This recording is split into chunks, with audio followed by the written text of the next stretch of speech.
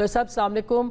Sir बहुत शुक्रिया। मैं जानना ये चाह रही हूँ कि पाकिस्तान ने एक बड़ा मतवाज़न रद्दअमल दिया है और ख़ित्ते की जंग को देखें तो आपको क्या नज़र आ रहा है? ज़ाहिर है ये जंग फैलेगी, जो दोस्त ममालिक हैं उनके लिए भी मुश्किलात होंगी, क्या नज़र आ रहा है सर आपको? जी बहुत शुक्रिया। इसमें तो कोई शक नहीं कि पाकिस्तान ने बड़ी पुरजोर मजम्मत भी की, जारहियत थी, नंगी जारहियत थी और हमें करनी भी चाहिए थी। लेकिन आपको पता है कि आजकल ऐसा माहौल है दुनिया में कि ना कोई कानून है, बैनुल अक़वामी कवानीन की कोई परवाह नहीं करता और सिर्फ ताकत का इस्तेमाल है और हो रहा है। अब ऐसे में इस वक्त दो सिनेरियो मैं देख रहा हूँ जी। एक सिनेरियो तो ये है कि अमेरिका की तरफ कोई कॉस्ट बढ़ जाती है, इसराइल की तरफ कॉस्ट बढ़ जाती है। जो जो ईरान वाले कहते हैं कि हमारे पास बड़े ज़ख़ीरे हैं मिसाइल्स का, और वो अमेरिका की तरफ से लोगों की जाने जानी शुरू हो जाती हैं, बॉडी बैग्स वापस जाते हैं, वहाँ कॉस्ट बढ़ जाती है और वो मजबूर हो जाते हैं कि जंग रुकवाएं। या इसराइल के अंदर इनके मिसाइल इतने लैंड करते हैं कि इसराइल इनको कहता है कि जंग रोकी जाए, जिस तरह पिछले साल 12 रोज़ा जंग में हुआ था। या फिर गल्फ़ की जो रियासतें हैं, चूँकि उनका बहुत नुकसान हो रहा है, सारे एयरपोर्ट्स बंद हो रहे हैं, उनकी तेल की तरसील रुक रही है, तो वो मजबूर कर देते हैं अमेरिका को कि जंग रोकी जाए। तो ये एक तो ये सिनेरियो है। दूसरा सिनेरियो ये है कि ईरान के पास मिसाइल का जो ज़ख़ीरा है वो आहिस्ता आहिस्ता ख़त्म होता जाएगा और वो उतनी देर में इतने उनके ऊपर बम गिर जाएंगे कि वहाँ पे फसादात फूट पड़ेंगे या कोई उनकी जो हुकूमत है वो कोलैप्स कर जाएगी। रजीम चेंज की बात नहीं कर रहा, रजीम कोलैप्स की बात कर रहा हूँ।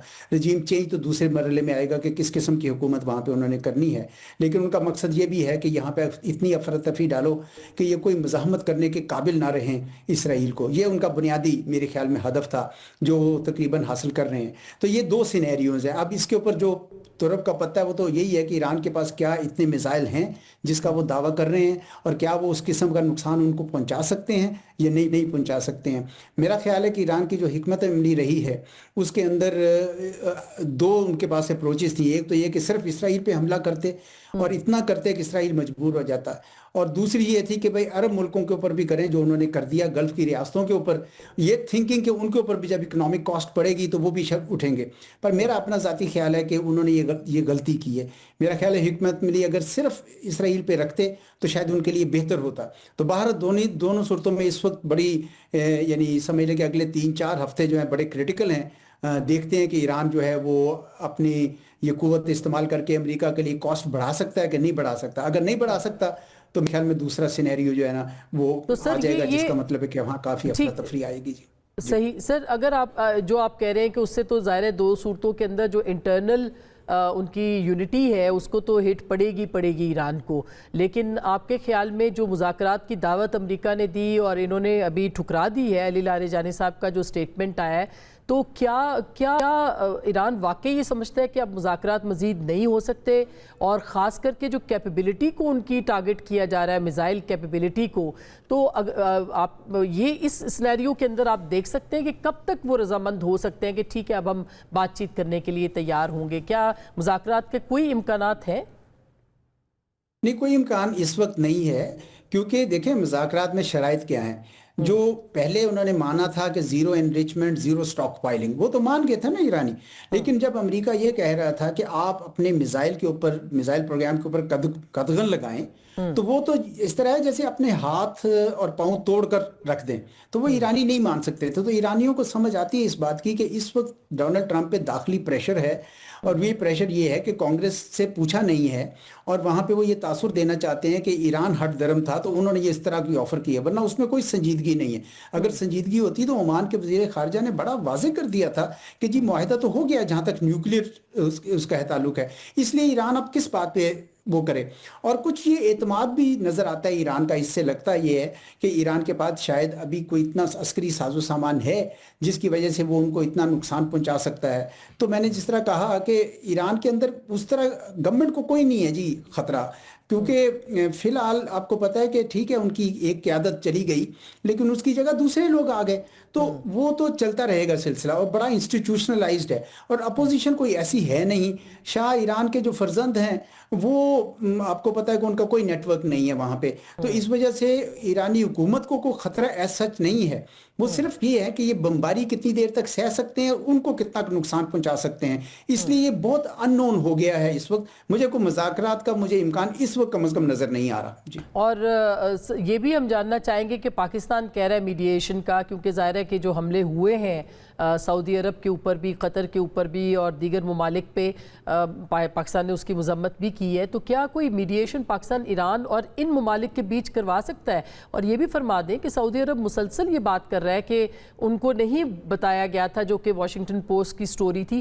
یہ کس قسم کی کوشش ہے؟ کیا آپس میں لڑانے کی کوشش ہے اس غلط خبر کے ساتھ، یا پھر واقعی آپ کو لگتا ہے کہ سعودی عرب نے ایسا کہا ہوگا؟ بالکل نہیں کہا ہوگا جی، یہ تو ڈس انفارمیشن ہے، ڈیلیبریٹ ہے، جان بوجھ کر. ان کو پتا ہے کہ واشنگٹن پوسٹ کی سٹوری ہے، پوری دنیا میں گھومے گی، مختلف نیوز چینلز اس کو چلائیں گے اور خام خواہ ایک ڈسکریڈٹ کریں گے. سعودی عرب نے تو اب ایران کے ساتھ ریپروشما کر لیا ہوا تھا. سعودی عرب کو سمجھ آ گئی تھی کہ ہمارا جو اصل دشمن ایران نہیں ہے، وہ اسرائیل ہے، کیونکہ اسرائیل نے پورا ایک گریٹر اسرائیل میں سعودی عرب کا ناردرن حصہ اپنے حصے میں اندر دکھایا ہوا ہے. ایران نے تو ایسا کوئی پروگرام نہیں بنایا، ایران کے کوئی توسیع پسندانہ کسی قسم کے عزائم نہیں تھے، تو سعودی عرب کی کوئی وجہ ہی نہیں بنتی تھی. ہاں البتہ یہ ہے کہ پاکستان کے اوپر اب ایران کو بھی اعتماد ہو گیا، کیونکہ پاکستان نے 12 روزہ جنگ میں بھی ان کا ساتھ دیا تھا. لیکن ہم یعنی اخلاقی لحاظ سے، سیاسی لحاظ سے، سفارتی لحاظ سے ان کی مدد تو کر سکتے ہیں، لیکن ہم اس سے زیادہ آگے نہیں جا سکتے. کوئی ملک بھی نہیں جا سکتا، ہر ملک کو اپنی جنگ خود لڑنی پڑتی ہے. یہ اس لحاظ سے میں سمجھتا ہوں کہ ہم نے جو کرنا تھا وہ تقریباً ہم نے کر دیا ہے. اب دیکھنا یہ کہ ایران کیا اس پہ کر سکتا ہے.